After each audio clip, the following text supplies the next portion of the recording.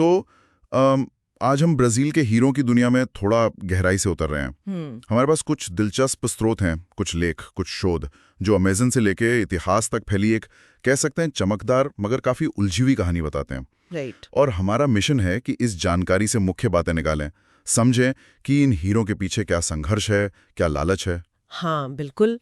और ये स्रोत हमें दिखाते हैं कि ये सिर्फ चमकते पत्थरों की कहानी नहीं है। इसमें इतिहास का वजन है, पर्यावरण की चिंताएं हैं और इंसानी जज्बातों की कई परतें भी। हम देखेंगे कि ब्राजील की हीरे की कहानी असल में दुनिया की कहानी का ही एक छोटा सा हिस्सा कैसे है, संसाधनों का खेल। तो चलिए फिर इतिहास से शुरू करते हैं। इन दस्तावेजों में जिक्र है कि 18वीं सदी के मध्य में मिनास जिराइस की पहाड़ियों में हीरे मिले। इस खोज ने तो जैसे सब कुछ बदल दिया। मतलब ब्राजील कुछ समय के लिए दुनिया का सबसे बड़ा हीरा उत्पादक बन गया। और पुर्तगाली शासकों ने यहां से हजारों कैरेट हीरे यूरोप भेजे। ऐसा लगता है जैसे सोने की दौड़ थी ना, वैसे ही हीरों की दौड़ शुरू हो गई थी वहां। सही बात है। और ये सिर्फ अर्थव्यवस्था बदलने तक ही नहीं रहा। स्रोतों से पता चलता है कि इसने ब्राजील के सामाजिक ताने बाने पर भी गहरा असर डाला। ये उस दौर की शुरुआत थी, आप कह सकती हैं, जब प्राकृतिक संसाधनों का बड़े पैमाने पर अंधाधुंध दोहन शुरू हुआ। और उसके निशान आज भी दिखते हैं अमेज़न में और वहां के समुदायों पर। हाँ, ये एक पैटर्न सेट हो गया था।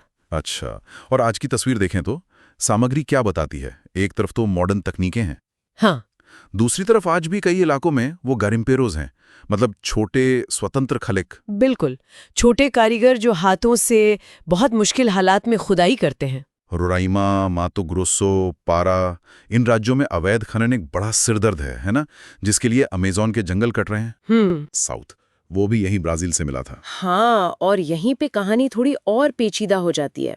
ये जो अवैध खनन है, जैसा कि स्रोत काफी विस्तार से बताते हैं, ये अमेज़न के नाजुक पर्यावरण के लिए बहुत विनाशकारी है। कैसे? मतलब क्या असर होता है? देखिए, मिट्टी का कटाव होता है, नदियां प्रदूषित होती हैं और खासतौर पे पारे का इस्तेमाल, मर्क्यूरी। पारा, वो क्यों? उसे अक्सर सोने या दूसरे खनिजों को मिट्टी से अलग करने के लिए इस्तेमाल किया जाता है, जो कई बार हीरो के साथ मिलते हैं। और ये जहरीला पारा फिर नदियां में बह जाता है और वहां के आदिवासी समुदायों की फूड चेन में घुसकर उनकी सेहत के लिए गंभीर खतरा बन जाता है। बाप रे। और सरकार की कोशिशों के बावजूद, जैसा इन नोट्स में इशारा है, ये समस्या बनी हुई है। हाँ, बनी हुई है। पर ऐसा क्यों है? क्या स्रोत कुछ बताते हैं? क्या सिर्फ कानून लागू करना मुश्किल है या कुछ और गहरी वजह है? स्रोत असल में दोनों तरफ इशारा करते हैं। देखिए, एक तरफ तो ये इलाका बहुत बड़ा और दुर्गम है, तो निगरानी मुश्किल है। हाँ। दूसरी तरफ उन इलाकों में रहने वाले कई लोगों के लिए अक्सर खनन ही रोजगार का एक बड़ा या कभी-कभी एकमात्र जरिया होता है। तो ये लालच और जरूरत के बीच का एक बहुत खतरनाक संतुलन है। आर्थिक मजबूरी लोगों को ऐसे कामों में धकेल देती है जो पर्यावरण के लिए नुकसानदेह हैं। ये एक तरह का दुष्चक्र है। और इसी मुश्किल हालात में वो इंसानी कहानियां भी मिलती हैं हमें। एक खने का जिक्र है स्रोत में। वो कहता है, मैं 15 साल का था जब पहली बार गड्ढे में उतरा। तब मुझे लगा मैं सोना ढूंढ रहा हूं, पर हीरा मिला। तब से मैं यहीं हूं। ये बातें सोचने पर मजबूर करती हैं ना। इन लोगों के लिए ये पत्थर सिर्फ पत्थर नहीं है। नहीं, बिल्कुल नहीं। उनके लिए ये उम्मीद है, रोजगार है और कभी-कभी मौत का साया भी। हाँ, और ये व्यक्तिगत कहानियां उस मानवीय पहलू को सामने लाती हैं जो अक्सर बड़ी आर्थिक और पर्यावरणीय बहसों में कहीं खो जाता है। ये हमें याद दिलाता है कि हर आंकड़े के पीछे इंसान हैं, उनकी मजबूरियां हैं, उनके सपने हैं। अच्छा, अब अगर भविष्य की ओर देखें तो कुछ स्रोत नई तकनीकों का जिक्र करते हैं, जैसे AI, satellite imaging, drone survey. क्या लगता है इनसे खनन का तरीका कुछ बदल सकता है? शायद कम नुकसानदेह हो जाए। देखिए, संभावना तो है। ये तकनीकें शायद ज्यादा सटीक तरीके से भंडारों का पता लगाने में मदद कर सकती हैं, जिससे हो सकता है कि बेवजह की खुदाई कम हो। लेकिन यहाँ सबसे बड़ा सवाल उभरता है, जैसा कि स्रोत भी रेखांकित करते हैं, क्या ये तकनीकी विकास पर्यावरण की सुरक्षा और जो स्थानीय समुदाय हैं उनके अधिकारों का सम्मान करते हुए हो पाएगा?